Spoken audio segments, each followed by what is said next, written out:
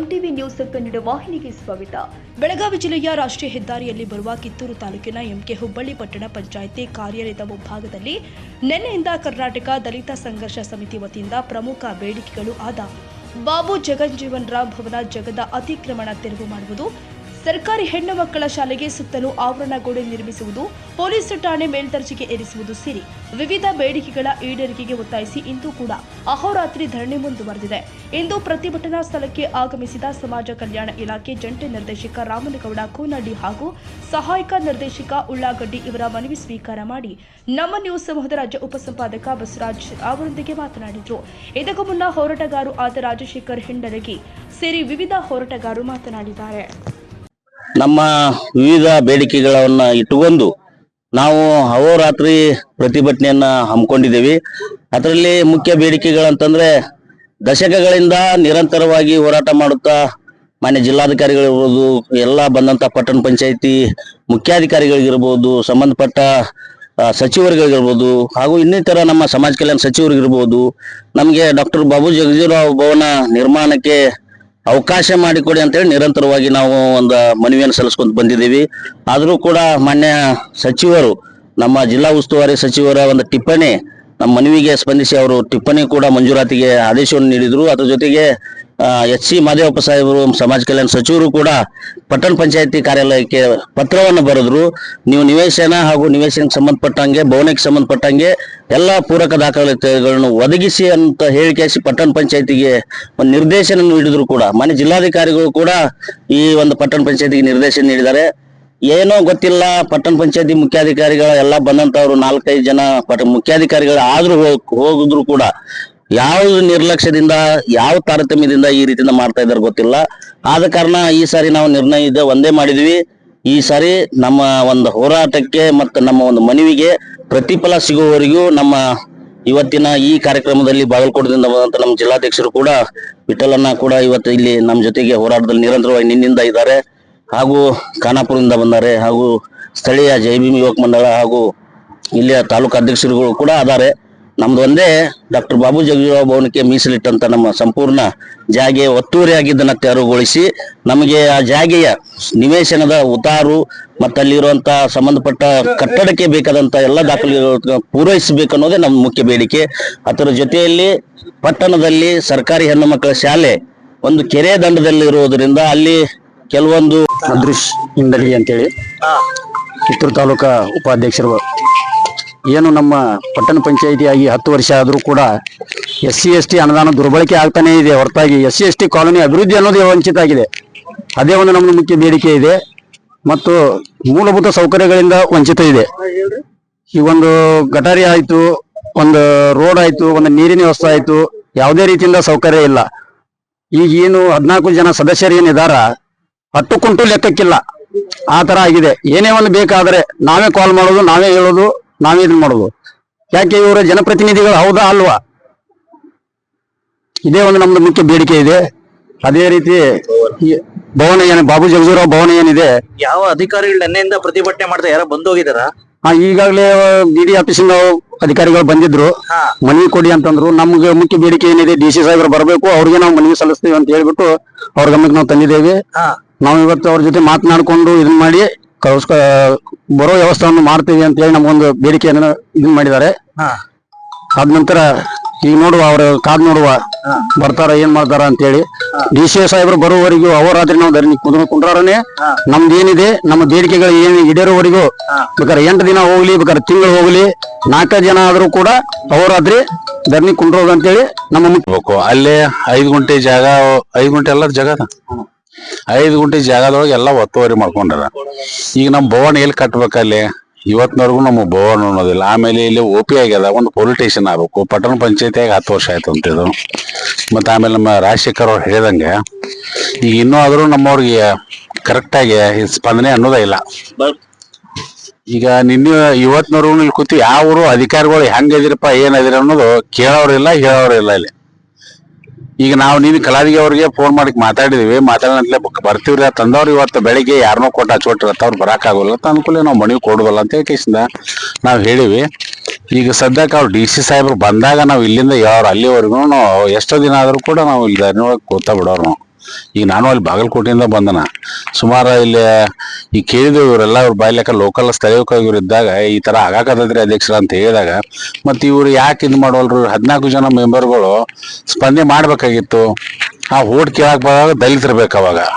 ಈಗ ಇಂಥ ಕೆಲಸಗಳು ಮಾಡ್ಬೇಕಾದ್ರೆ ದಲಿತರು ಬೇಕಾಗಿಲ್ಲ. ಅದೇನೋ ಅಂತಾರಲ್ಲ ಒಗ್ಗರ್ನಿಗೆ ಕಡಿಮೆ ಮಾಡ್ಕೊಂಡಂಗ್ ಮಾಡ್ಬಿಟ್ರ ನಮ್ಗೆ. ಒಗ್ಗರ್ನಿ ಕೊಡಕ್ ಅಷ್ಟ ನಮ್ಮನ್ನ ಉಪಯೋಗ ಮಾಡೋದು, ಊಟ ಮಾಡೋ ಟೈಮ್ದಾಗ ತೆಗೆದಿಟ್ಟು ಊಟ ಮಾಡೋದು. ಆ ತರ ಆಗೈತೆ ನಮ್ಮ ದಲಿತರ ಪರಿಸ್ಥಿತಿ ಇಲ್ಲಿ MK ಹುಬ್ಬಳ್ಳಿ ಒಳಗ.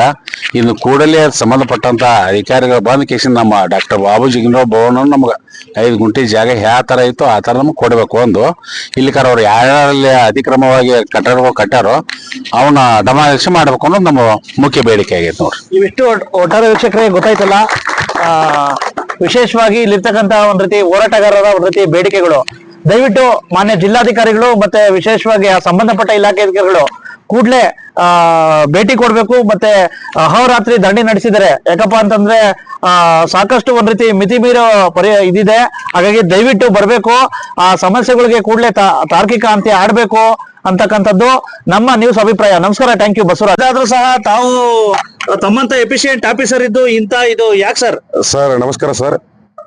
ತಮಗೆಲ್ಲ ಗೊತ್ತಿದ್ದಂಗೆ ನಮ್ಮ ಕಲ್ಯಾಣ ಇಲಾಖೆಯಿಂದ, ಸಮಾಜ ಕಲ್ಯಾಣ ಇಲಾಖೆಯಿಂದ 3 ರೀತಿಯಂತ ಭವನಗಳನ್ನ ನಾವು ಕೊಡ್ತಾ ಇದೀವಿ. ಒಂದು ಸಮುದಾಯ ಭವನದಲ್ಲಿ ಒಂದು ಡಾಕ್ಟರ್ BR ಅಂಬೇಡ್ಕರ್ ಭವನ ಆಗಿರ್ಬೋದು, ನಂತರ ಸಮುದಾಯ ಭವನ ಆಗಿರ್ಬೋದು, ಅದೇ ರೀತಿ ಡಾಕ್ಟರ್ ಬಾಬು ಜಗಜೀವನರಾಮ್ ಅವರ ಭವನ ಆಗಿರ್ಬೋದು, ನಂತರ ಪರಿಶಿಷ್ಟ ಪಂಗಡ ಇಲಾಖೆ ವ್ಯಾಪ್ತಿಯಲ್ಲಿ ಶ್ರೀ ವಾಲ್ಮೀಕಿ ಭವನ ಆಗಿರ್ಬೋದು. ಈ 4 ಭವನ ನಾವು ಕೊಡ್ತಾ ಇದೀವಿ. ಈಗಾಗಲೇ MK ಹುಬ್ಬಳ್ಳಿಗೆ ನಾವು ರಿಸರ್ವ್ ಮಾಡಿಟ್ಟಿದೀವಿ ಸರ್. ಈ ಜಾಗದ ಸಮಸ್ಯೆದಿಂದ ಸ್ಟಾರ್ಟ್ ಆಗಿಲ್ಲ ಅಷ್ಟೇ ಸರ್. ಈಗಾಗಲೇ ತಾವು ಹೋರಾಟಗಾರರು ಬಂದೆ ನಾನು 2 ಬಾರಿ ನಮ್ಮ ಆಫೀಸ್ ಬಂದದ್ದು ಕೂಡ ಮಾತಾಡಿದ್ದೀನಿ. ಅದೇ ರೀತಿ ಮಾನ್ಯ ಶಾಸಕರು ಕೂಡ ಗಮನಕ್ಕೆ ಇದೆ. ಶಾಸಕರು ಈಗಾಗಲೇ ಇದಕ್ಕೆ ಅವನಾದರವನ್ನ ಸಪರೇಟ್ ಆಗಿ ನಾವು ನಿಗದಿ ಮಾಡಿ ಇಟ್ಟಿದ್ದೀವಿ. ಈ ಸೊತ್ತು ಮತ್ತು ಜಾಗದ ಒಂದು ಇದ್ರ ಸಲುವಾಗಿ ಇದು ಹಿನ್ನಡೆ ಆಗಿದೆ ಸರ್, ಅಷ್ಟೇ ಸರ್. ನಾವು ಜಾಗ ಕ್ಲಿಯರ್ ಆದ ತಕ್ಷಣ ವಿದಿನ್ 1 ವೀಕ್ ಅಲ್ಲಿ ನಾವು ಭೂಮಿ ಪೂಜೆಯನ್ನು ಸ್ಟಾರ್ಟ್ ಮಾಡಿ ಭವನ ನಿರ್ಮಾಣ ಸ್ಟಾರ್ಟ್ ಮಾಡ್ತೀವಿ ಸರ್. ಅಂತಲ್ಲ ಸರ್, ಬರೇ ನೀವು ಹೇಳ್ತಿರಲ್ಲ ಏನೋ ಒಂದು ಆರ್ಡರ್ ಇದು ಮಾಡ್ಬೇಕು, ಈಗ ನಿಮ್ಮ ಯಾವ ರೀತಿ ಹೇಳ್ತೀರಾ ಅಂತ ಹೇಳ್ಬಿಟ್ಟು. ಇಲ್ಲ ಸರ್, ಈಗಾಗಲೇ ನಾವು 5 ಭವನಗಳದಾವ್ ಸರ್ ನಮ್ಮ ಹತ್ರ. 5 ಭವನಗಳು ಯಾವ ಜಾಗ ಕ್ಲಿಯರ್ ಆಗ್ತಾವಲ್ಲ ಸರ್, ಅವುಗಳಿಗೆ ಮಾತ್ರ DC ಅವರು ಏನ್ ಮಾಡ್ತಾರ ಅಂದ್ರೆ ಅನುಮೋದನೆ ಕೊಡ್ತಾರ ಸರ್. ಈ ಜಾಗ ಸ್ವಲ್ಪ ಇದನ್ನಾಗಿದ್ದಕ್ಕೆ ಸಲುವಾಗಿ ಡಿಸ್ಪ್ಯೂಟೆಡ್ ಇರೋ ಸಲುವಾಗಿ ನಮಗೆ ಜಾಗ ಚೆಕ್ ಬಂದು ಕರೆಕ್ಟ್ ಆಗಿ ನಮ್ಗೊಂದು ಮಾಪ್ ಕರೆಕ್ಟ್ ಆಗಿ ಮಾಡಿಕೊಟ್ರೆ ನಾವು ಇಮಿಡಿಯೇಟ್ ಸ್ಟಾರ್ಟ್ ಮಾಡ್ತೀವಿ ಸರ್. ಈಗಾಗಲೇ ಚೀಫ್ ಆಫೀಸರ್ ಅವ್ರಿಗೂ ಮಾತಾಡಿದೀವಿ ಸರ್. ಈಗ ಹೋರಾಟ ಏನಾಗಿದೆ ಅಂದ್ರೆ ಆ ಜಾಗ ಒತ್ತುವರೆಗಿದ್ದು ಸಲುವಾಗಿ ಸಮಸ್ಯೆ ಹಾಕೊಂಡು ಕೂತ್ಕೊಂಡಿದೆ ಸರ್, ಅಷ್ಟೇ ಸರ್.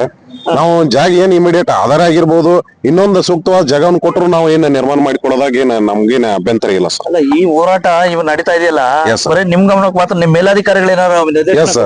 ಎಸ್ ಸರ್, ಈಗ ನಾನು ನಮ್ JD ಅವರಿಗೂ ಮಾತಾಡಿದ್ದೀನಿ ಸರ್. ನಾನು ಆಯ್ತು, ನೀವು ಪ್ರಪೋಸಲ್ ಸರ್ ಈಗಾಗಲೇ ಬರೇ ನಮ್ಗೆ ಜಾಗದ ಒಂದ್ ಸಾರಿ ನಮ್ ಕ್ಲಿಯರ್ ಆಗಿ ಬಿಡ್ತಂದ್ರೆ ನಾವು ಇಮಿಡಿಯೇಟ್ ಆಗಿ ಭವನ ಕಟ್ಟಡ ಸ್ಟಾರ್ಟ್ ಮಾಡ್ತೀವಿ ಸರ್. ಏನ್ ಸಮಸ್ಯೆ ಇಲ್ಲ ಸರ್. ನಮ್ಗೆ ಎಷ್ಟು ದಿನದ ಒಳಗಡೆ ಸರ್ ನಮ್ಗೆ ಜಾಗ 1 ವೀಕ್ ಅಲ್ಲಿ ನಾವು ಭೂಮಿ ಪೂಜೆ ಸ್ಟಾರ್ಟ್ ಮಾಡ್ತೀವಿ ಸರ್. ಇಲಾಖೆಯ ಜಂಟಿ ನಿರ್ದೇಶಕರಾಗಿರ್ತಕ್ಕಂಥ ರಾಮನಗೌಡ ಕನ್ನಳ್ಳಿ ಅವರು ಬಂದಿದ್ದಾರೆ. ವಿಶೇಷವಾಗಿ ಸಾಕಷ್ಟು ಬೇಡಿಕೆಗಳನ್ನ ಅವರು ಮನವಿಯನ್ನ ಸ್ವೀಕಾರ ಮಾಡಿದ್ದಾರೆ. ಸರ್ ಹೇಳಿ ಸರ್, ತಾವು ಸಹ ಜಿಲ್ಲಾಧಿಕಾರಿಗಳಿಗೆ ಪರವಾಗಿ ಬಂದಿದ್ದೀರಾ, ಏನೇನ್ ಸಮಸ್ಯೆ ಸರ್? ಇದು ಯಾಕೆ ಸರ್ ಬಗೆಹರಿತಲ್ಲ?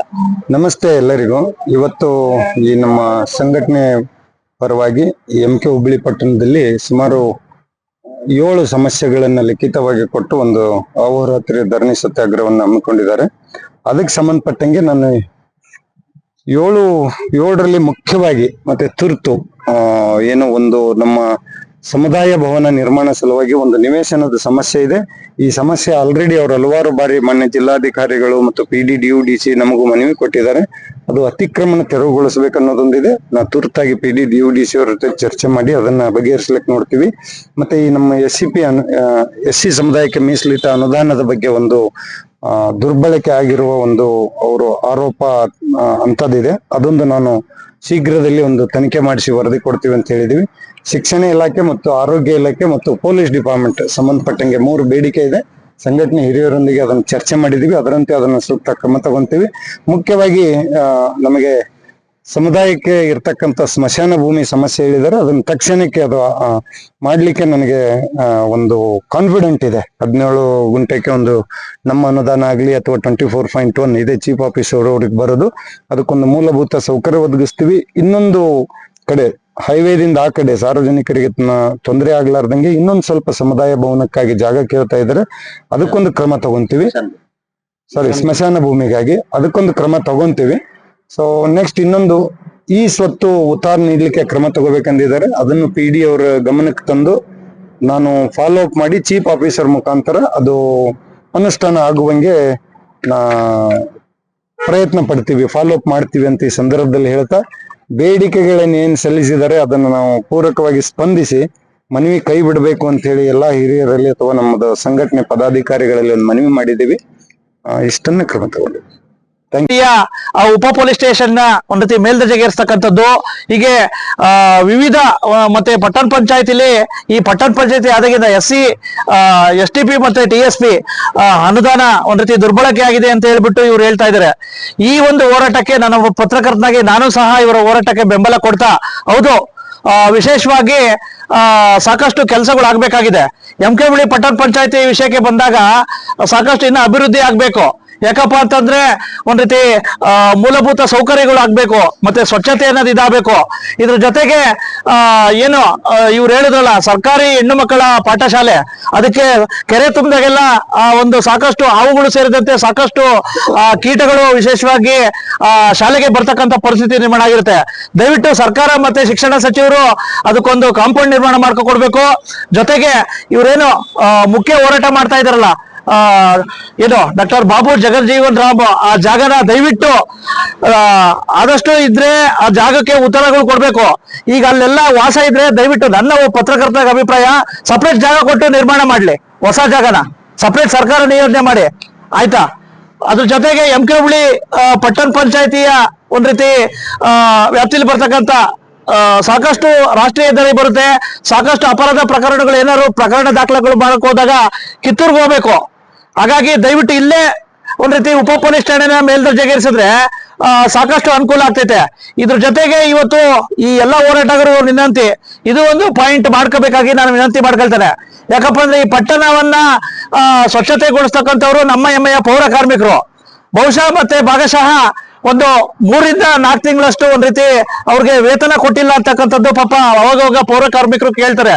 ದಯವಿಟ್ಟು ಅದನ್ನು ಸಹ ನೀವು ಆ ಪಾಯಿಂಟ್ ಅನ್ನು ತಗೊಂಡು ಅವ್ರಿಗೆ ದೊರಸ್ಕೊಡ್ಬೇಕು ಅಂತ ಹೇಳ್ಬಿಟ್ಟು ಈ ಸಂದರ್ಭದಲ್ಲಿ ಈ ಹೋರಾಟಗಾರರಿಗೆ ಜೊತೆಗೆ ಯಶಸ್ವಿಯಾಗ್ಲಿ ಹೋರಾಟಗಾರರಿಗೆ ಅಂತ ಹೇಳ್ತಾ, ಅಧಿಕಾರಿಗಳು ಕೂಡಲೇ ಭೇಟಿ ಕೊಡ್ಬೇಕು, ಈ ಸಮಸ್ಯೆನ ಬಗೆಹರಿಸಬೇಕು ಅಂತ ಹೇಳಿ ನಾನು ಸಹ ಇವರ ಹೋರಾಟಕ್ಕೆ ಬೆಂಬಲ ಕೊಡ್ತಾ ಈ ನನ್ನ ಮಾತುಗಳನ್ನ ಮುಗಿಸ್ತೇನೆ. ನಮಸ್ಕಾರ.